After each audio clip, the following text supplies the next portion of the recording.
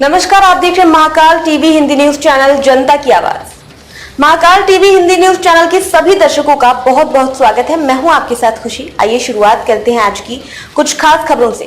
बड़ी खबर बलरामपुर से। बलरामपुर में 5 सूत्रीय मांगों को लेकर पत्रकारों ने राष्ट्रपति को संबोधित जिलाधिकारी को दिया ज्ञापन। पत्रकार जिसे लोकतंत्र का चौथा स्तंभ कहा जाता है, जो जमीनी स्तर पर जाकर शोषित व पीड़ितों की आवाज उठाता है, जनता को तमाम सूचनाओं के माध्यम से शिक्षित करने का काम करता है। लेकिन आवाज उठाने वाला यही पत्रकार ही पीड़ित हो जाए तो बाकी लोगों का क्या होगा। यहाँ एक ऐसा ही मामला बलरामपुर जनपद से सामने आया, जहाँ करीब 5 दिन पूर्व एक पत्रकार अमित कुमार के साथ न्यायालय सुरक्षा में तैनात एक निरीक्षक के द्वारा बदसलूकी की गई थी, जिसको लेकर पत्रकार साथी लामबंद हुए और सैकड़ों पत्रकार जिला मुख्यालय पहुंचकर नगर के मुख्य चौराहे वीर विनय चौक पर एकत्रित होकर अमर शहीद विनय कायथा की प्रतिमा पर माल्यार्पण करते हुए नमन किया। इसके बाद कलेक्ट्रेट पहुंचकर अपनी 5 सूत्रीय समस्याओं को लेकर डीएम को ज्ञापन दिया।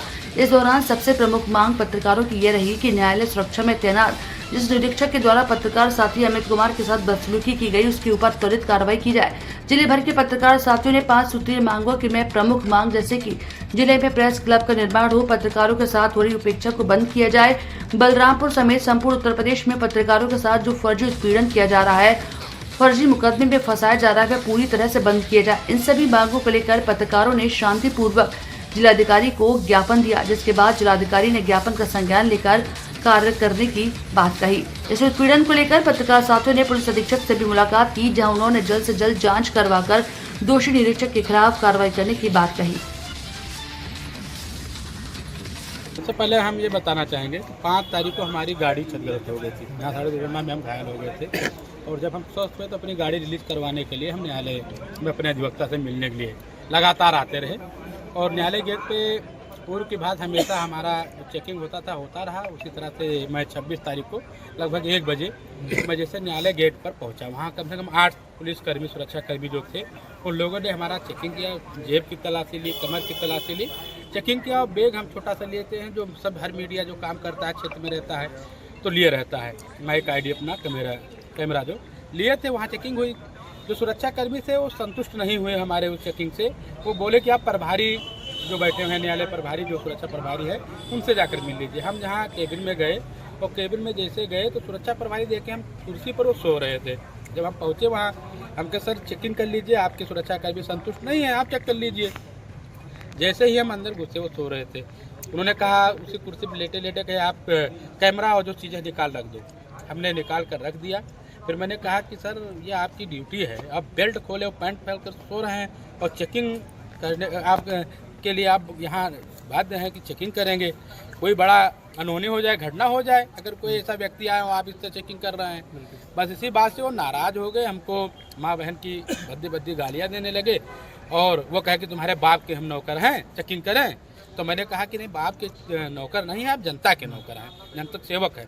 बस इससे वो और नाराज़ हो गए, आग बबूला हो गए और जनता को भी वो खरी खोटी बात कहने लगे। वहीं स्थानीय लोग जब भीड़ इकट्ठा होने लगी तो वहीं स्थानीय लोगों ने एक वीडियो बनाकर वो वायरल कर दिया। जो वीडियो मुझे मिला, तमाम हमारे पत्रकार साथियों ने उस वीडियो को वायरल किया, ट्विटर पर किया, लेकिन जिला प्रशासन उस पर कोई संज्ञान नहीं लिया, ना उस पर कोई जवाब दिया, उल्टा ही मीडिया को दोषी बना रहे हैं।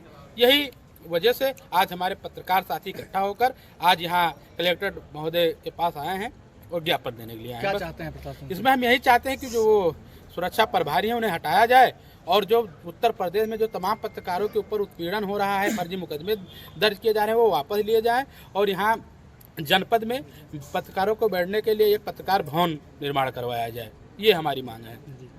हम लोग आज तकरीबन 100 की संख्या में यहाँ पर इसलिए इकट्ठा हुए हैं क्योंकि पत्रकारों की अस्मिता पर अब सवाल खड़े होने लगे हैं और पत्रकारों की जो चौथा स्तंभ कहा जाता है हमें लोकतंत्र का, उसकी अस्मिता पर सवाल खड़े होने लगे हैं। कल आपने वो संसद भवन का वीडियो देखा होगा जो वायरल हुआ। भारत समाचार के एक रिपोर्टर हैं कानपुर में, उनके ऊपर 6-7 फर्जी मुकदमे लिख दिए गए और उसका जो भी साक्ष्य हो वो न्यायालय तय करेगा। इसी तरह से तमाम लोगों पे फर्जी मुकदमे डालना और तमाम तरह से प्रताड़ित करना। उत्तर प्रदेश सरकार ने एक शासनादेश जारी किया जिसमें कहा गया कि कोई भी अधिकारी अब बाइट नहीं देगा, ये नहीं करेगा, वो नहीं करेगा। तो अब खासकर जो अखबार के पत्रकार हैं वो तो लिख सकते हैं, हम लोग इलेक्ट्रॉनिक मीडिया से पत्रकार हैं और हम लोग किस तरह से कोई अधिकारी अगर घोटाला करता है या कोई अधिकारी अगर इस तरह से कोई काम करता है या कोई नेता इस तरह से कुछ करता है तो बिना आधिकारिक बयान के हम लोग कैसे खबरें चलाएं। जब हम लोग खबरें ही पूरी नहीं भेजेंगे या खबरें ही पूरी नहीं कवर हो पाएंगी तो हमें पैसा किस बात का मिलेगा, संस्थान हमें क्यों पे करेगा, ये सबसे बड़ा सवाल है। दूसरी सबसे बड़ी बात कि यहाँ पर लगातार जो चीज़ें चल रही हैं, जो बातें हो रही हैं वो कहीं ना कहीं डिस्टर्बिंग एलिमेंट की तरह हैं और पत्रकारों के हित में नहीं है। हमारे पास ना तो बैठने की जगह है, बलरामपुर जिले की अगर बात की जाए, जबकि अन्य जिलों में सूचना भवन, प्रेस क्लब का भवन बना हुआ है, वहाँ पे पत्रकार बैठते हैं, उनकी बात सुनने के लिए सूचना अधिकारी होता है और तमाम जिले के अधिकारी होते हैं।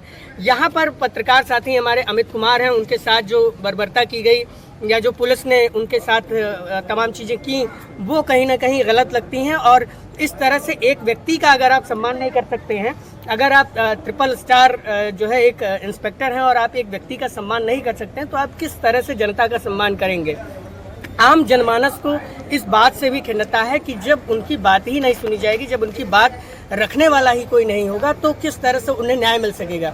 और सारी लड़ाई जो हम लोगों की है वो इसी बात की है कि हम लोगों को बाइट्स वगैरह प्रोवाइड कराई जाए, अधिकारी अपना पक्ष रखें। और आजकल जिलों में एक ट्रेंड चल रहा है कि कुछ भी हो जाए, कोई अधिकारी बोलना नहीं चाहता है। ये सबसे दुखद और सबसे गलत बात है। कोई नेता बोलना नहीं चाहता, ये सबसे दुखद और सबसे गलत बात है। इस पे आप क्या कहेंगे जो इस वीडियो में वायरल हो रहा है कि जब कोई पत्रकार खबर बनाता है, वीडियो बनाता है तो उसके मोबाइल को भी छीना गया, इस वीडियो में दिखाया गया है। जी देखिए, छीन रही है। अमित कुमार जी न्यायालय में गए हुए थे। अमित कुमार जी जाने माने पत्रकार हैं इस जिले के और उनके मोबाइल को छीनना कहीं ना कहीं, अगर वो वीडियो बना रहे थे तो अपनी सुरक्षा के लिए बना रहे थे, क्योंकि पुलिस वाले तो कैमरे के सर्वेलांस में होते हैं, लेकिन हमारा कैमरा तो हमारा फ़ोन है या हमारा जो कैमरा होता है वही है। तो हम लोग तो अपनी भी सुरक्षा के लिए वीडियो बनाएंगे, नहीं तो कल के दिन कोई कुछ भी कह दे। और अगर इस तरह से मोबाइल छीन लिया जाएगा, इस तरह से बेइज्जत किया जाएगा तो कहाँ की ये इंसाफ वाली बातें हैं। मुझे लगता है कि जिला अधिकारी महोदय को, पुलिस अधीक्षक महोदय को और तमाम जो आला अधिकारी हैं, मंडल से लेके, जिले से लेके और जो प्रदेश स्तर के अधिकारी हैं, उनको इस विषय का संज्ञान लेना चाहिए और जो है इस पर उचित कार्रवाई करते हुए न केवल जो है जो दोषी लोग हों उनके ऊपर कार्रवाई करनी चाहिए, बल्कि जो है एक सेटबैक स्थापित करना चाहिए कि जो है इस तरह की अगर कोई गलती करेगा आम जनमानस से, हम लोग पत्रकार नहीं भी हों, आम जनमानस से अगर इस तरह हुआ होता तो आप बताइए क्या कहता कोई आम जनमानस, क्या वो इतनी बड़ी संख्या में लामबंद होकर आवाज़ उठा पाता। और हम लोग जब अपनी ही आवाज़ नहीं उठा पाएंगे तो हम अपने ही बात पे कार्रवाई नहीं करवा पाएंगे तो कैसे हम आम जनता को न्याय दिलवा पाएंगे, आम जनता की बातों को हम उच्च अधिकारियों तक रख सकेंगे। मेरा ये सबसे अहम सवाल है।